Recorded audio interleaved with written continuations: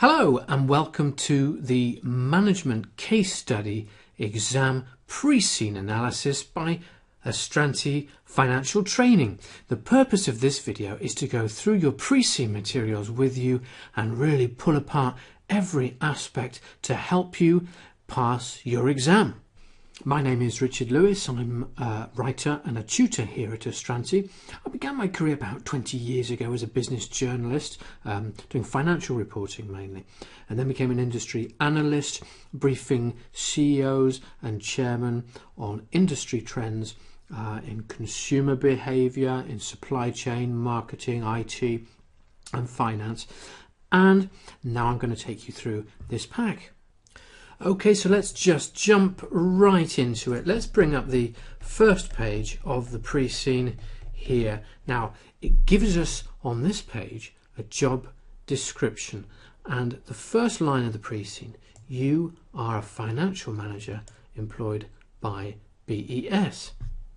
So the key point I want to make before we go any further is to really underline the fact that the management case study exam is about testing your employability in the marketplace as a management accountant. So the object is not to test your knowledge of a model. They're not going to see whether you can trot out Porter's 5 forces or something like that. What they're testing is your ability to apply the theory that you've learned in your other exams in a job situation. So the key to passing this exam is answering the questions as though you have the job that they've told you you've got. So you are a financial manager employed by BES. So you're going to need to approach everything you see in the exam as though you've been working in this industry for some time. And that's why, of course, we provide these materials for you so that you go into the exam armed with the kind of knowledge you would have were you really the financial manager employed by BES. Now, next sentence: you report to the finance director of the BES group. Now, for the time being, we don't know what other subsidiaries are part of this company, but we do know right from the get-go that we're into group accounting. So we could do worse than revise our group accounting theory. What does group accounting involve? It involves presenting the assets, liabilities, equity, income, expenses and cash flows of the parent and its subsidiaries as those of a single economic entity, what we call consolidated accounts. Okay, so that's probably going to be part of what you're dealing with on exam day. Right from the get-go, we know that this is coming up. Okay. The examiner gives us another clue right here in this sentence where it says that part of your responsibility is supervising the regional finance managers. Okay, so that's another clue that they are going to expect you in the exam to understand the process of collating these accounts, bringing them all together and consolidating them. Also, a big clue here about budgeting, so you will be expected to know the aspects of budgeting. Okay, lastly in the job description it says you'll assist the finance director on special projects as and when required.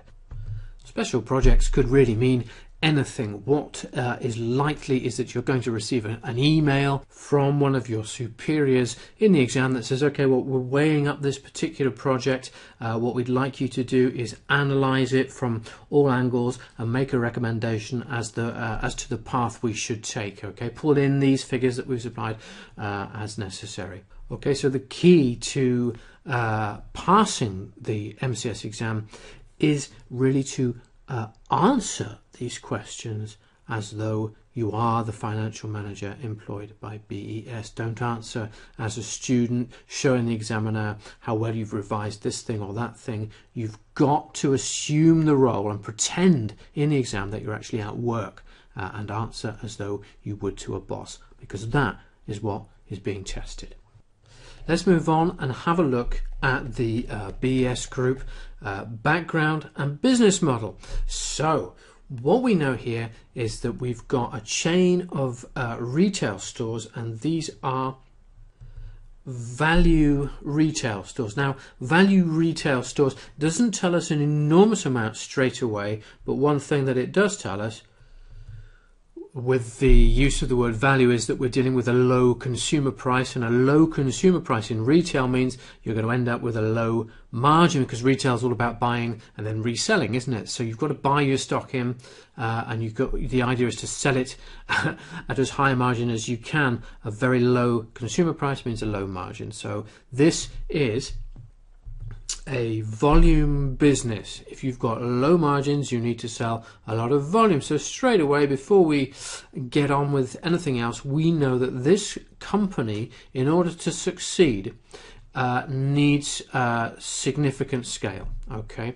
The next thing that it tells us is that the company is based in country E. Okay, that's its home country.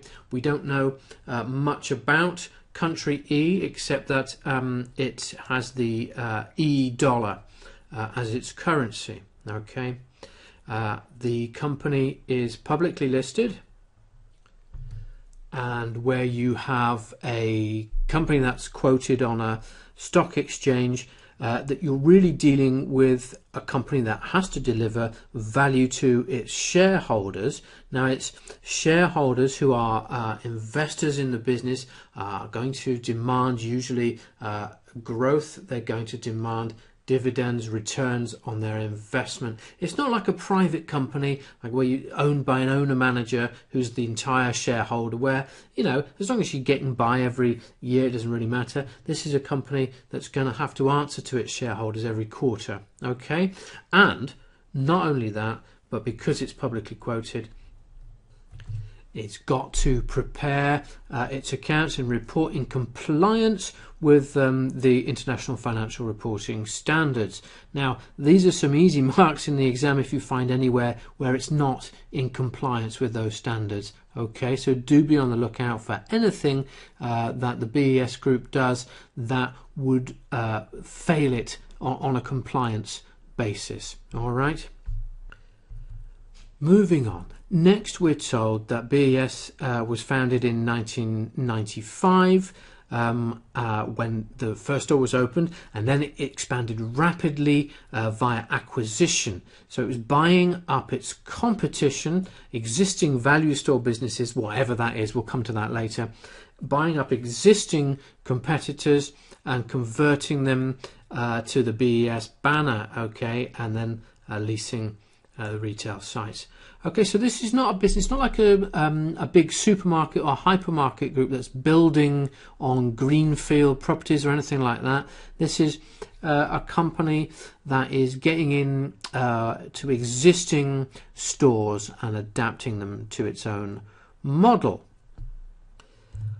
A couple of things to bring out here. The business is 22 years old. Now, that's not venerable for a retailer, but it is well established. 22 years is a good amount of time for a retailer to have been around in the market, and the information that the examiner has given us here allows us to place BES on the industry life cycle model.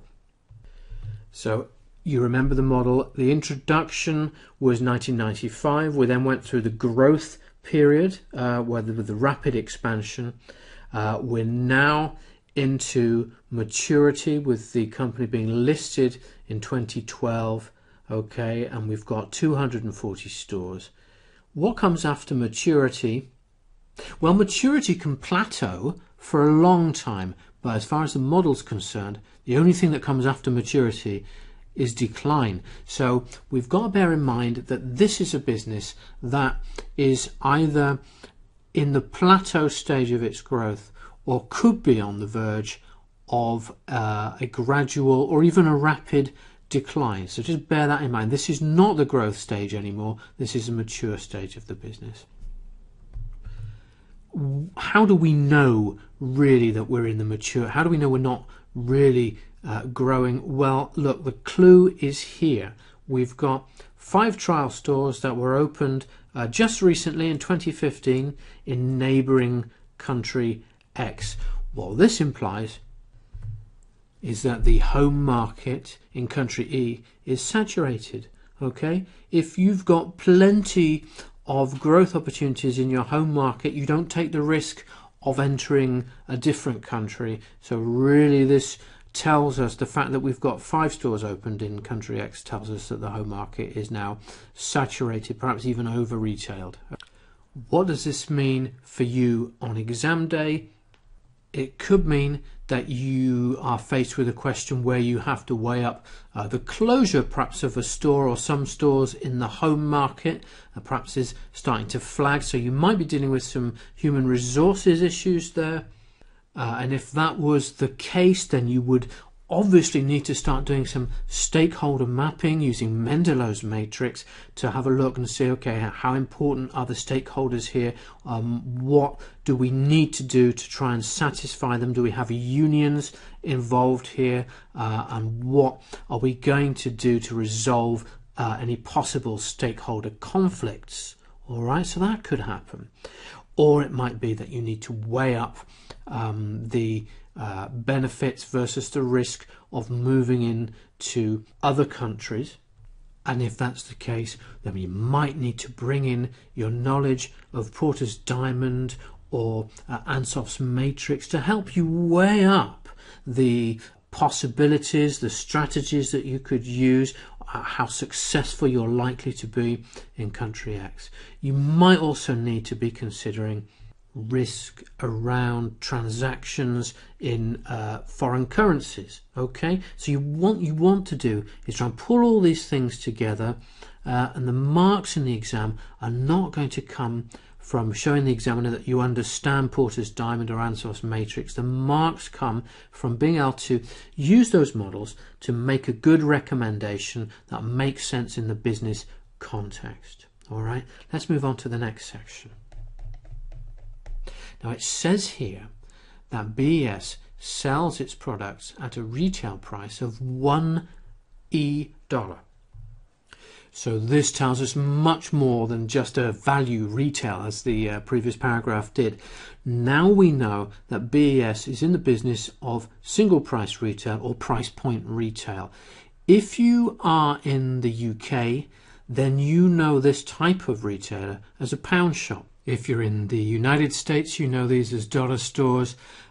They exist in pretty much every country on the planet, and they've all got names that we understand. We know this business model. So now that we know that we're dealing with pound shops or dollar stores, what does that tell us in addition to what we know already? The implication here is that the economy in country possibly isn't doing so well. It could be that the economy is in recession. This is a retail model that flourishes in recessions when consumers feel that they are cash strapped, but they don't have so much money, or they feel they don't have so much money. And because we learn here that this model that BES operates is extremely attractive to shoppers in country E, because it is seen as providing value for money, and these two bits of information conspire to tell us that perhaps this is an economy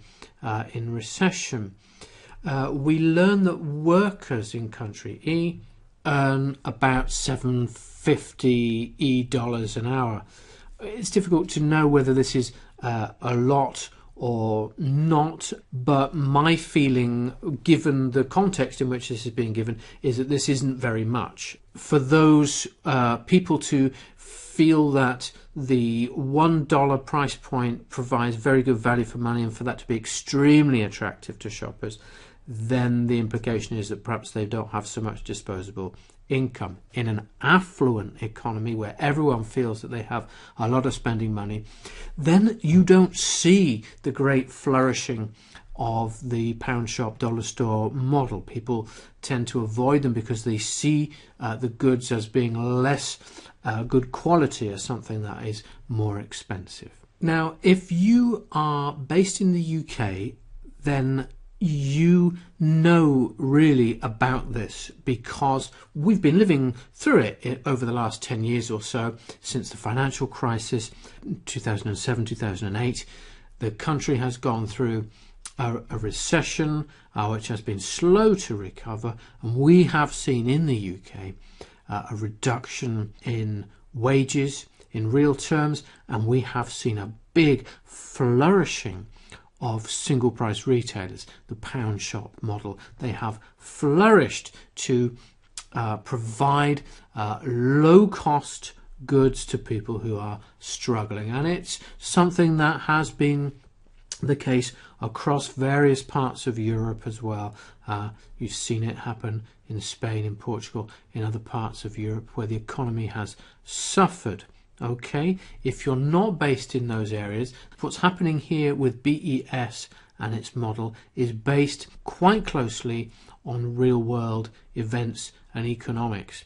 Now, if you want to dig into that, we do offer the industry pack, which tracks the real world business that BES is based on.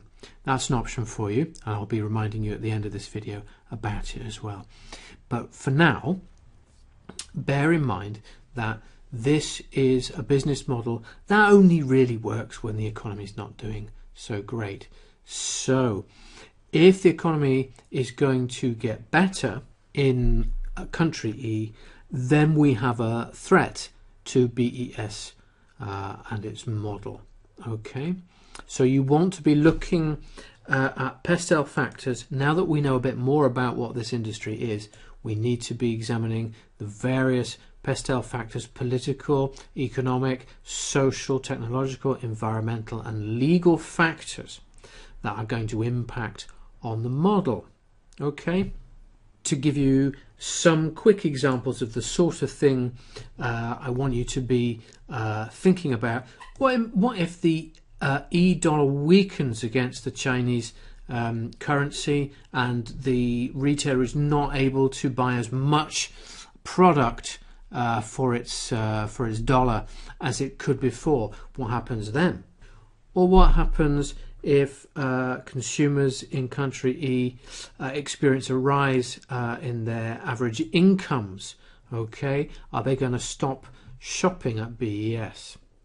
These are the things that you want to have a look at. Now, it does give us a bit more information as well about some of the other advantages. For example, it says shoppers know how much everything in the store costs. Okay, so what happens, for example, if BES says to itself, okay, well, we can't buy as much product as we could. We're going to have to start selling some of our products at a higher price point than the $1 We might have to sell some at $2. What happens then? So you've no longer got this advantage where shoppers know how much everything in the store costs. You've lost your primary unique selling point. What is the cost now of the increased admin that staff are going to have to get involved in, or do they need to install new systems that are going to track costs?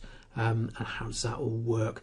Would you have to integrate an entire new system, and what would that entail? So something like that could come up as part of a question on change management, couldn't it? So not only would you be going through something like Kotter's 8 steps, but you'd need to think about what sorts of systems you'd need to create. So you'd be thinking back to what you learnt about information management, information technology, information strategy, and so forth. Okay, so this is the way we've got to start thinking when we look at the pre-scene. One phrase, one sentence could contain within it any number of scenarios in the exam, and you need to start picking them apart and thinking, okay, why is the examiner telling us this? What clues are they giving us as to the kinds of areas that we should be thinking about? There's a little bit here about competition. It says traditional retailers claim their business, like supermarkets, for example, claiming they're not affected by BES, but they have introduced, some of these have introduced their own fixed price ranges in direct competition.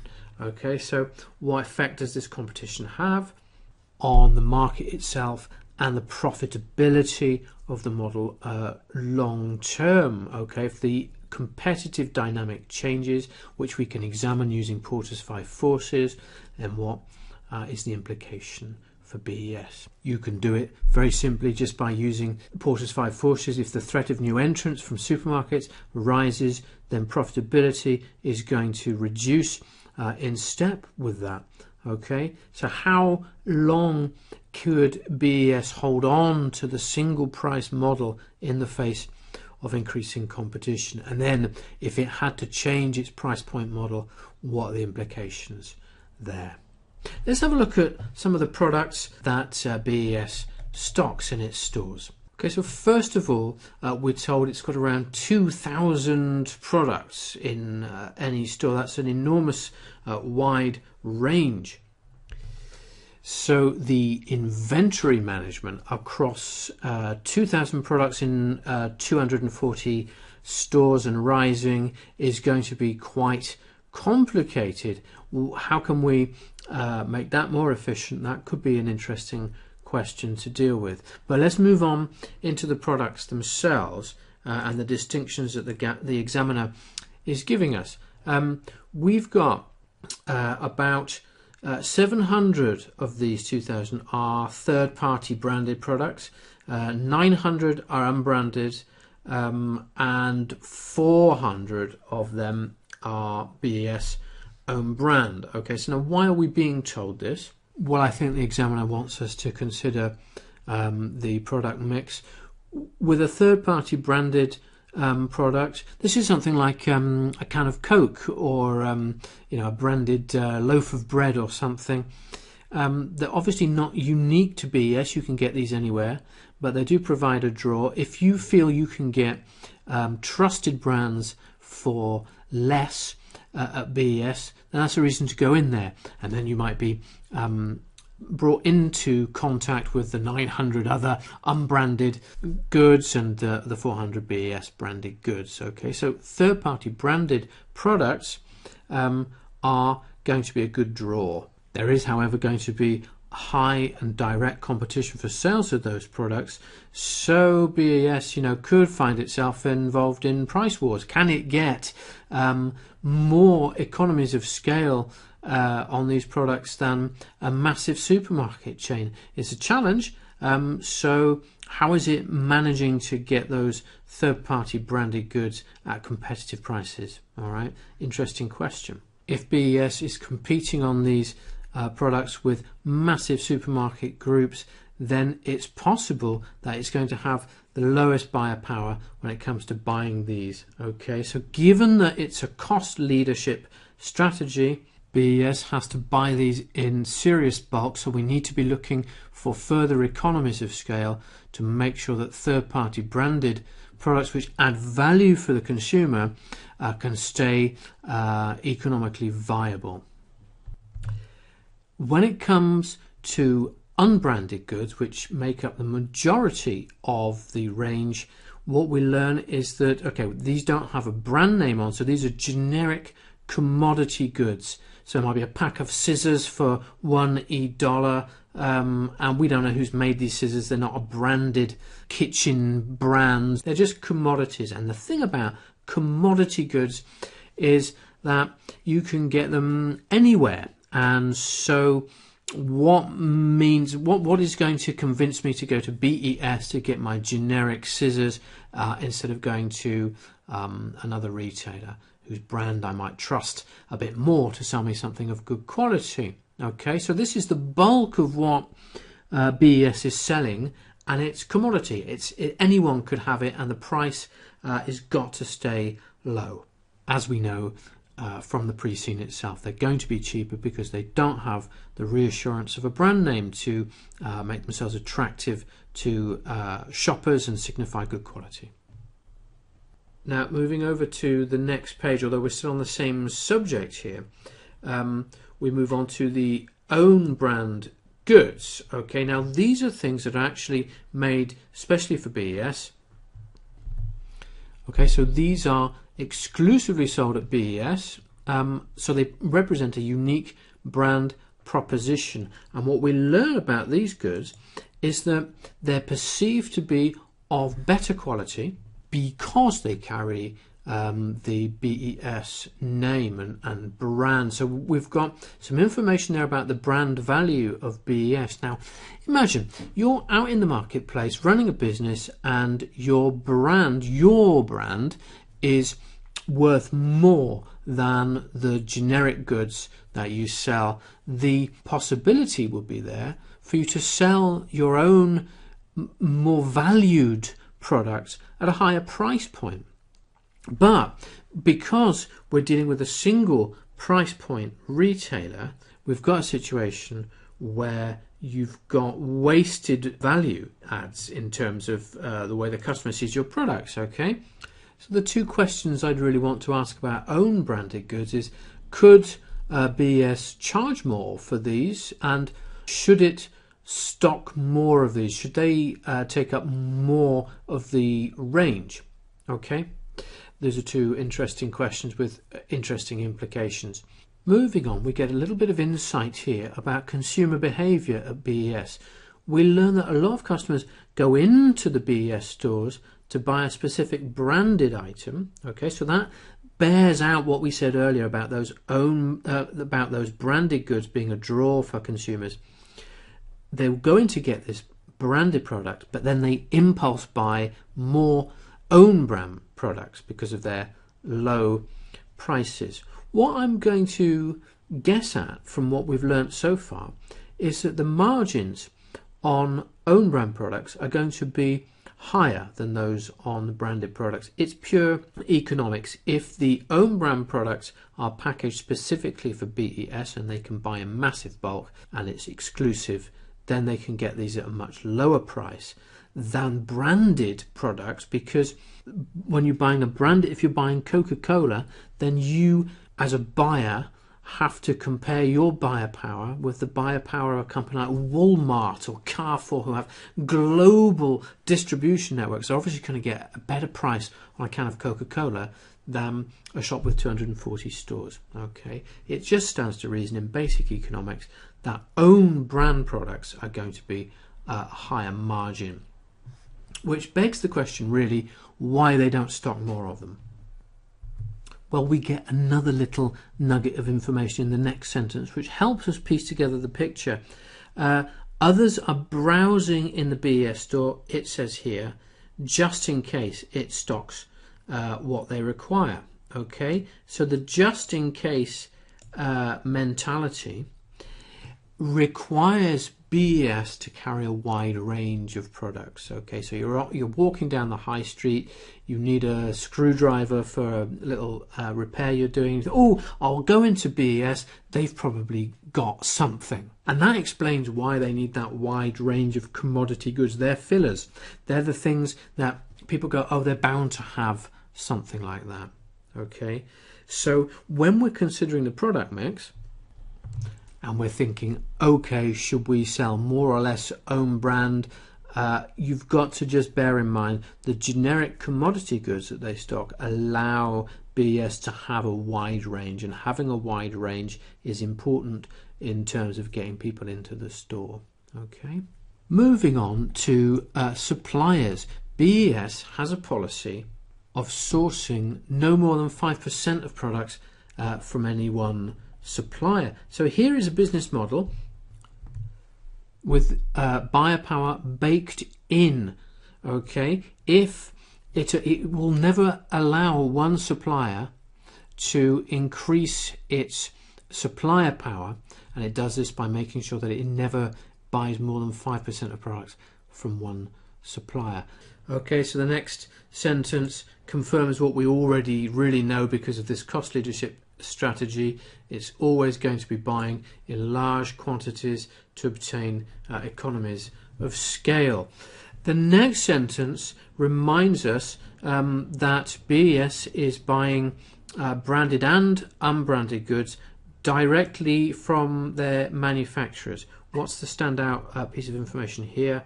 No wholesalers allow. This is a disintermediated business. This pricing model cannot function with wholesalers because you cannot allow that intermediary to add their markup. So you're always going to get a much better price buying directly from the manufacturer at scale. Okay. Next, we find out that the margins are often higher on the unbranded goods than the branded goods. Well, we thought that, didn't we? Because there's a slightly narrower market. Okay, so while the branded goods are going to be bought by well-known retailers, the unbranded items that are not perceived by consumers as being so attractive, they're often restricted to the low-cost retailers such as BES. Okay, so we're getting a margin picture, and if we move on, own brand goods, it says those which are made directly to BES's specification and which can be purchased in bulk at very low prices because of repeat orders, also because they can be designed themselves with an eye to cost, have a higher margin than either branded or unbranded goods. So there's the bit of information we were looking for just on the previous page. Now we know for sure that the margin hierarchy is as follows. Okay, up here I've put it. The best margin is coming from own brand goods. The lowest margin is coming from the branded goods, and so the middle ground is taken by all those unbranded commodity goods. And so if we roll back just a little bit to the previous page and look at the ratios here, what we see is that we've got the highest margin goods take up the lowest proportion. And so if there was a way in which we could, as directors of BES, increase the amount of own brand goods we're selling in the mix, perhaps we're going to be more profitable. We don't really want to get rid of the branded products which bring people in and may even be loss leaders, given the buyer power that we have is not that great. But we could perhaps play around with the ratio of own brand to unbranded. If we could get own brand to occupy that enormous middle ground, then we're going to see much higher profitability. Increase profitability by increasing the ratio of own branded goods to unbranded goods. Okay, so that's that section sorted out. If we look at the next section, we're looking at distribution here. And what we learn from the pre-scene about distribution is that BES has two large warehouses, one in the north and one in the south. And so we've got the deliveries coming in and they're organised, depending on which part of the country they need to go to. And this seems very obvious to me. I think the examiner is telling us this because they would like us to consider the pros and cons of consolidating those warehouses. Okay, let's just break that down. What are our options here? We combine the two warehouses into one. We might have some HR and stakeholder issues there, especially if we've got to lay people off. Could we sell these and lease them back, raise some money for something? They're significant assets. They could be used as part of finance. Okay, so that's another possibility.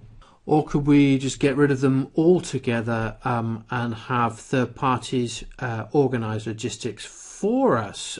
So we'd be looking at outsourcing a business process, outsourcing there, and all the other questions that come with that, such as transaction cost and so forth. Other sorts of questions that this might form a part of are reduction in inventory days, for example. We haven't looked at the figures yet, so we don't know what those are, but let's imagine a situation comes up. We would like to look at how we could reduce inventory at the warehouse. Might want to look at types of forecasting and other elements of supply chain management. We might even be able to work in environmental angles, such as the triple bottom line. We've got a fleet of trucks owned by BES. Well, what kind of fuel are they using? What are their emissions like? Could we move the fleet of trucks to hybrid fuel and reduce emissions and hit one kind of target that way, but also reduce costs? All kinds of issues are hidden within those 3 lines on distribution. All right, so just think about what might come up in the exam and how distribution will play into it. Next, we've got some information about the market. We learn that BES is the largest retailer in the single price point sector, and it's got the widest range of products. So what I want to know is it the market leader? You'd want it to be, really, given the size of its estate and the size of its range. If it's not got the biggest market share, then we want to look at ways of increasing that, and then we're into things like Ansof's matrix, aren't we? Interesting bit of information in the next paragraph. The turnover of products is continuously monitored to identify changing shopping habits. So we're right into big data, aren't we? Big data management. What does that enable for us, and what does it require in terms of systems and information management? So a good opportunity to revise back the sections on information management and information strategy, and big data in particular. It's being used to adjust the range of products offered. So they're looking at how people shop and trying to get better at putting the kinds of products in that people want to buy. So not only do we get an opportunity to look at big data management, systems, information management, but we may also get an opportunity here to look at thorny subjects like data privacy and ethics. Always in the case study exam where you get an ethical situation, absolutely always take the higher ground when it comes to making a recommendation. Weigh it up by all means from every angle, but when it comes to making your recommendations, take the higher ground. Always do what is ethically right, and mention the fact that doing what is right is simply the right thing to do. Ethics is very often examined, and what they want to hear from you is that you understand and will apply the CIMA ethical principles at all times. Okay, so never miss an opportunity to show that you are on message as an ethical accountancy professional. And we're looking here at adapting to seasonal demands, and so we're into forecasting systems again. So 2 areas there where forecasting might come into play. All right, moving on to the next page. It says here, new types of products carefully selected to ensure there's something to catch the eye of every socio-demic group of customer. So for me, that's another big clue that we're looking at big data here. So I wouldn't be surprised if something around big data came up in the exam. A couple of points in the next section before we wrap up this particular bit of the pre-scene. Constantly looking for new opportunities to expand. Of course it is, because it depends on scale. Okay, so either that's going to be by optimizing the use of current stores. What does that mean, optimizing the use of current stores? Well, I think it's all about managing things like range and inventory in store, but it could also be, what could we use these stores for? Given we've got this incredible traffic coming into the stores, could we have concessions in there? Could we rent out space in the store and just get kind of rent fees from people selling, you know, like maybe a Starbucks corner or a Costa corner or something. Maybe those aren't the right brands for the BES model, but something like that. Do you see how that might work? We also learn that there's an international expansion strategy at an early stage. I can't quite spell international, can I? International expansion strategy at an early stage. They're trialing it. They want to do more of it. So we know something about the intentions of the directors of BES and where they want to go. in the future. The last line is an interesting one. Normally, if I was looking at a case study and it said the company had no intention to sell online, well, I'd see that as a bit of a red flag, because not having an online store seems like a missed opportunity. But when you consider the single price point model, the fact that BES is selling all its products at present at $1, how on earth could you transfer that to an online store? Just think about it. You go online, you want to buy your scissors from BES for $1, and then you've got to add your postage and packing. That comes to $4. All of a sudden you've spent $5 on a pair of scissors. That isn't really worth one, so that's not really going to work. So my feeling really when it comes to BES is that is a bit of a red herring, selling online. I don't think that's somewhere they are going to get a huge amount of mileage out of. At the very least, if they continue to use the single price $1 model, then selling online isn't useful to them. So wouldn't waste time and resources looking into that unless there's a different business model they can exploit online. Okay, that's it for me on this video. My 40 minutes are up, and so I will see you after the jump on video 2, where we're really going to get into the meat on these bones and look in great detail at all the workings and the numbers of BES. Now, just before I go, let me remind you that this is not the end of it. We do offer a full range of support materials, including the study text and other course videos. We do the industry analysis, where we look at the real world industry that your case study is based on. We do mock exams around the case study exam, and we offer marking, feedback and masterclasses, all of which are covered by the Astranti Pass guarantee. So I'll see you in the next video. Now, just before I go, let me remind you that this is not the end of it. We do offer a full range of support materials, including the study text and other course videos. We do the industry analysis, where we look at the real world industry that your case study is based on. We do mock exams around the case study exam, and we offer marking, feedback and masterclasses, all of which are covered by the Astranti Pass guarantee. So I'll see you in the next video.